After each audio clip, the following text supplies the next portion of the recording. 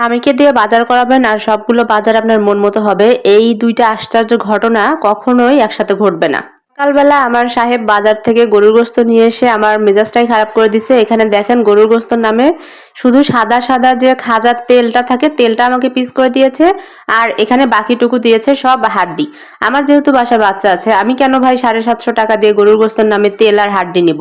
মাঝে মাঝে ভাবি যে ওরা টাকা ইনকাম করে, অথচ ওদের চেয়ে টাকার প্রতি মায়া বা সংসারের প্রতি মায়াটা মনে হয় আমাদেরই একটু বেশি। তো যাই হোক, সে না হয় নিয়ে এসেছে, তাতে কি? আমি তো তাই বলে এগুলো নিতে পারি না। আমি কিন্তু এগুলো ঠিকই ফেরত দিতে গেছিলাম, যদিও সে যেতে চায়নি, পরে বাধ্য হয়ে আমাকে নিয়ে গেছিল। কারণ আমি বলেছিলাম যে তুমি না গেলে আমি একাই যাব। আমি তারপরেও এগুলো রান্না করতে পারবো না। আমার বাসায় যেহেতু একটা বাচ্চা আছে, আমি একবার যদি রান্না করে বাচ্চাকে 2 পিস 2 বেলা করে না দিতে পারি তাহলে কি খাওয়াবো? আর এই যে কয় পিস মাংস, এগুলো ছিল শুধু সলিড মাংস, আর বাকি সব ছিল তেল আর হচ্ছে হাড্ডি। তো বলেন তো, টাকা কি আমাকে কামড়াইছে যে আমি এত টাকা দিয়ে এই সমস্ত গোস্ত নিব?